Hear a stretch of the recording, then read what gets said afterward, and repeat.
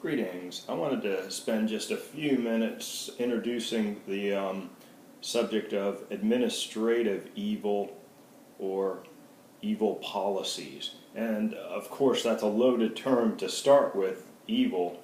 And I don't want to really get into the definitional philosophical debates on that, but point out that what we're looking at is where things take a turn for the worse and where people are harmed.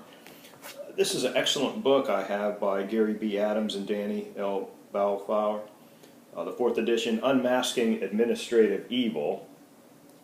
This would actually be a good course to team up with, maybe public administration and maybe some of the other disciplines, to organizational sciences and management and the like, to look at what happens when things go wrong. And this obviously relates to policies. That one of the things that we see is that we've had failed policies. I think it's very clear that there are multiple failed policies. I'm not going to go over any specific one. There's plenty. There's plenty to choose from. And these are basically policies that were implemented to try to solve a problem that created more problems. More problems for people, more problems for communities, more problems for societies. Sometimes these were stopped, sometimes they were changed, other times we see them continue on as if they have a life of their own.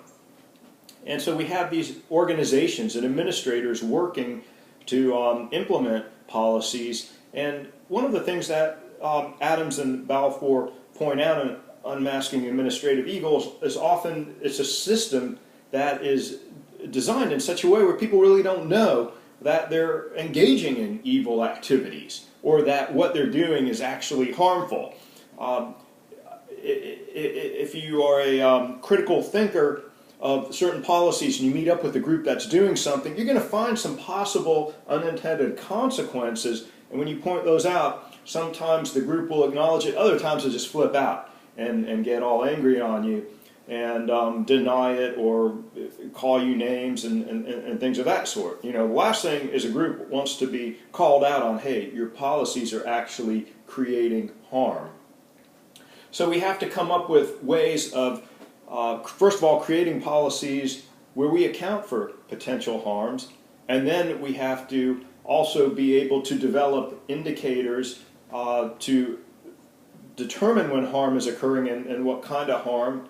And then we need to, of course, come up with measures to implement strategies to stop the harm and change the harm. And we see a lot of this through program evaluation and looking at the consequences of particular policies. Right now I'm reading about the failed policies related to the prevention of prescription drug abuse. And the only reason I mentioned that is I was teaching this class about 4 or 5 years ago, and I said, I looked at this policy, and this is going to be a failure, I think, 4 or 5 years later. You're going to see, heroin addiction go up. You're going to see all kinds of other problems and the like. And I said, I know the intention's good to decrease, prescription drug abuse, but this is set to fail. It pains me to say, see, I told you so, because I would rather have seen a better policy or sound policy or policy changes occurring on the way that would prevent these problems from occurring. And so it's a situation where casting blame creates problems as well. Right now, as you all know, it's an election cycle, and even local politics. I was on an online group discussing local politics in my community, and they were as heated as can be with nasty exchanges and name calling and accusations of this and that.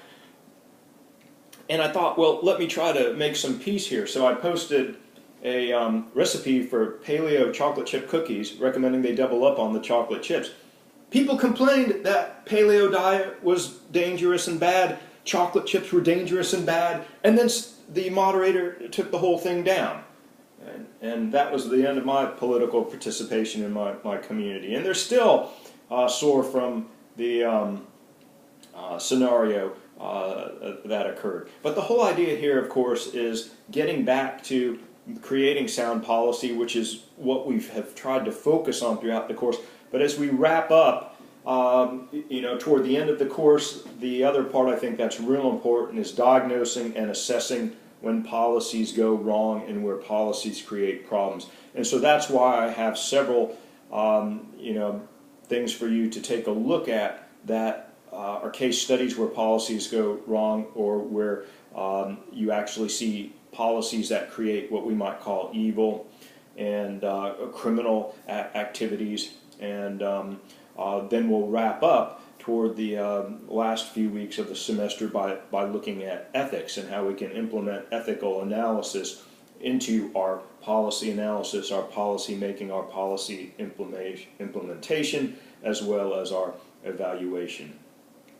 So I hope that this it becomes an integral part of policy analysis and criminal justice research in general, because I think it's so important. And also, the whole thing is then bringing it out into the public and the policy arenas in a way where we can actually make meaningful changes. Thank you.